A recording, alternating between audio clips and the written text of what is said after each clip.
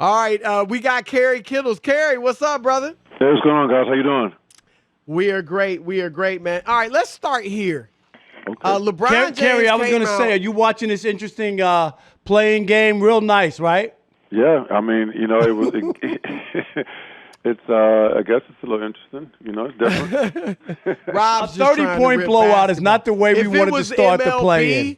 He would Stop be praising Stop it. it, He'd Chris. be praising Stop. it. No, I would All not. right. Terrible, Here we go, Kerry. LeBron came out and said Steph Curry should be the MVP. Rob and I disagree. I'm an official voter.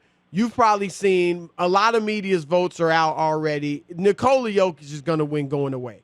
When I think of MVP, Kerry, I take, and most of the media do too, I look at winning. And I know that's obviously team has a lot to do with that, but I can't vote an eighth seed the MVP. But some players, Reggie Miller said he thinks it's Steph. So I want to ask you, do you think players look at MVP differently than the media do? Absolutely. Absolutely, we do. Because I think players have that different perspective because they understand how difficult and how challenging it can be at times to perform at a high level like that and to get your body to do what those guys can do as consistently as Steph has been doing. Now, let me ask you a question. What if Steph would have averaged 42 points and still been the AC? No, well, I'm going to give you look, when Russell Westbrook had the triple-double the first year, I voted him MVP, and obviously he won. They were a 6 seed. If it has to take that type of incredible performance to win it. If he had averaged 42, same shooting percentages essentially that he had this year, I may have very well voted him MVP.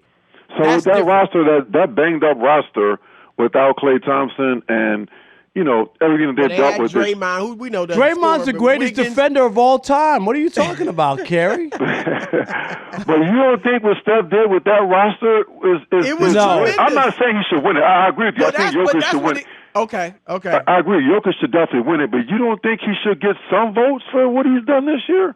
He was in my top 5. Oof. And I think he's pretty much in everybody's top 5. And I agree. I think he was phenomenal.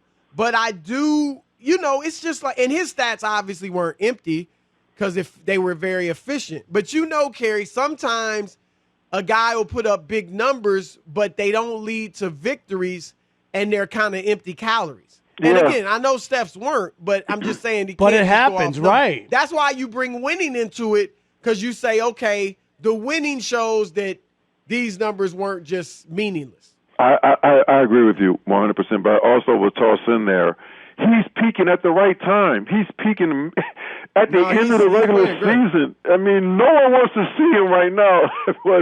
I don't know. Is that your way of telling us you got them beating the Lakers tomorrow?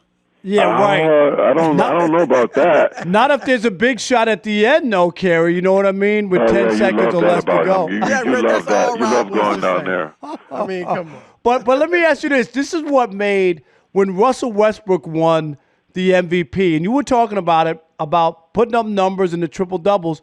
But if you remember, they had a way better record when he scored a triple-double than, you know what I mean? So it wasn't just meaningless numbers. If he had a losing record, I wouldn't feel that good about the triple-double.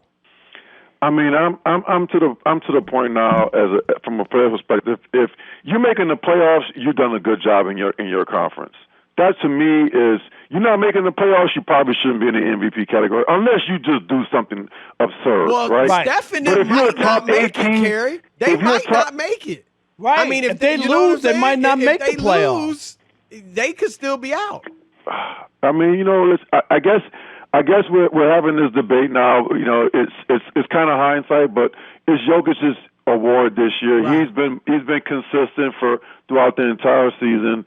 But man, what Steph has done is. Nah, look, he's ridiculous. There's no doubt about it. All right, what is your thought on the play-in? The play-in it brings a little bit of interest. It's one of those things. I think the league will take a harder look at to see if they want to continue down that road. I could see it going either way. I could see the players having so much backlash and the players voicing their opinions and the league backing away from it. But the fan interest is kind of there. It's a little bit, I don't know. One thing that I've heard that I like is maybe just doing it for the 8th seed.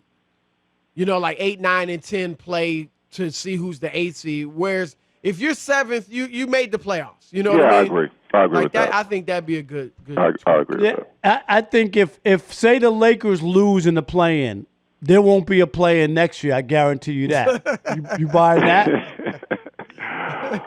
Kerry, I don't think the Lakers will lose. But I'm asking you, if LeBron get knocked out, say he tweaks something, and the Lakers, you know what I mean, and they lose, the NBA, they'll be held to pay if LeBron and AD are not playing in the playoffs.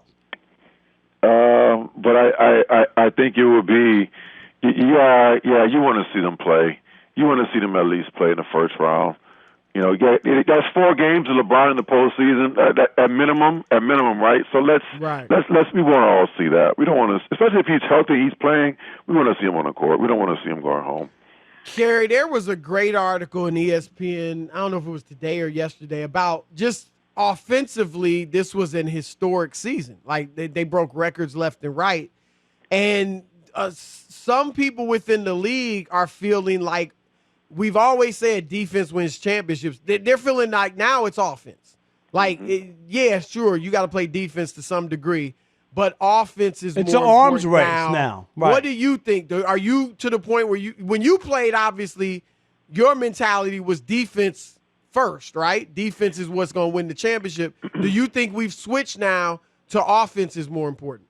Yeah, I think, especially in the regular season, right? If you're not scoring 115-plus points, I mean, you're behind the 8 ball. So you got to put up points now in order to compete with these teams. It's really tough. I mean, the Knicks are trying to do it, right? They're trying to keep it as slow as they possibly can, right. And that's challenging to do. It's the balance isn't there anymore. It's definitely going towards scoring versus defense. I don't know how they fix that now. I guess, maybe a little more contact, allowing guys to be a little bit more aggressive defensively without calling fouls. But it's definitely tipped the balance with going the other way. And, I don't know.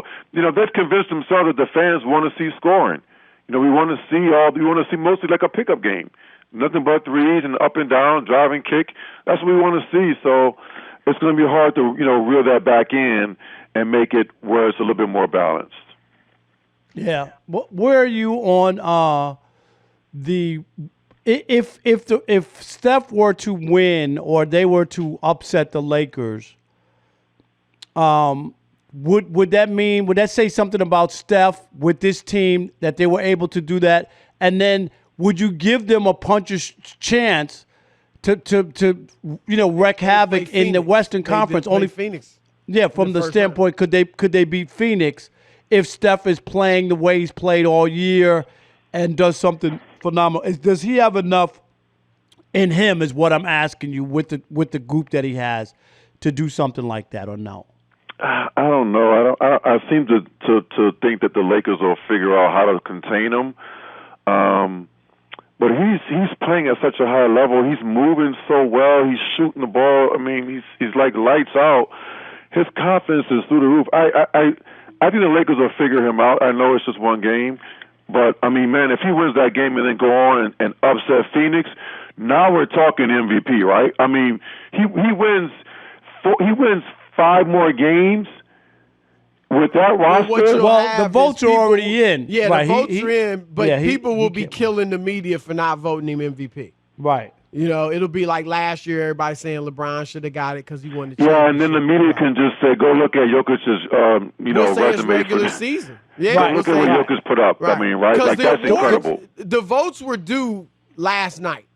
Right. So that's the thing. Okay. Like, to me, the league should actually have this week before the playoffs start, they should have an awards show and give out all the awards. So then people would know beyond a shadow of a doubt, it is a regular season award. It has nothing to do with the playoffs.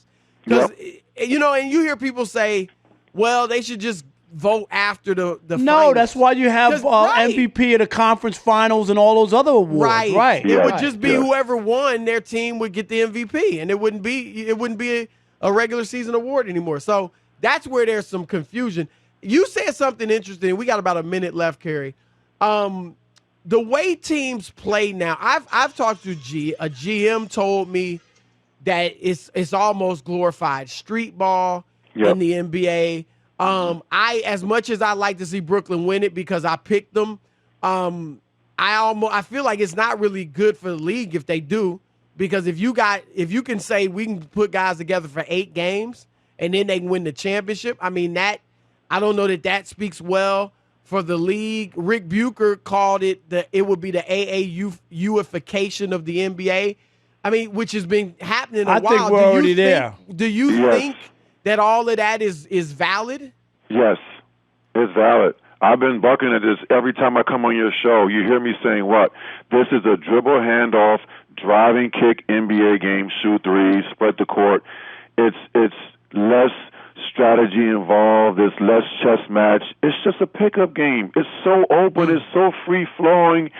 It's you can toss anybody in the lineups. Now you're seeing teams playing 12 guys or even more because it's just so fast.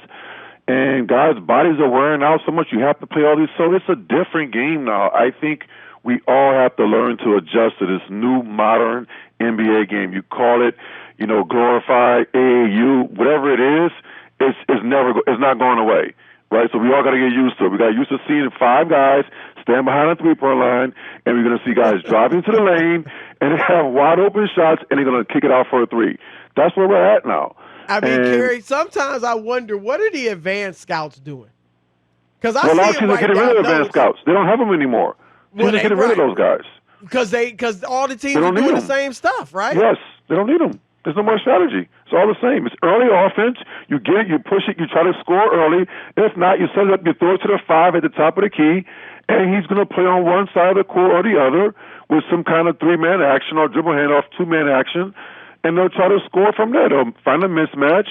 At worst case scenario, it's a ball screen with James Harden or whoever has the ball, late clock, and he tries to break you down or get a mismatch, and then they just, it's all the same. There's no more variation. There's no more creativity in the game. It's all the same. It's identical. Every single team plays exactly the same. That's our man, Kerry Kittles, former NBA veteran, Fox Sports Radio Thanks, NBA Kerry. analyst. Great stuff, my man. All right, guys.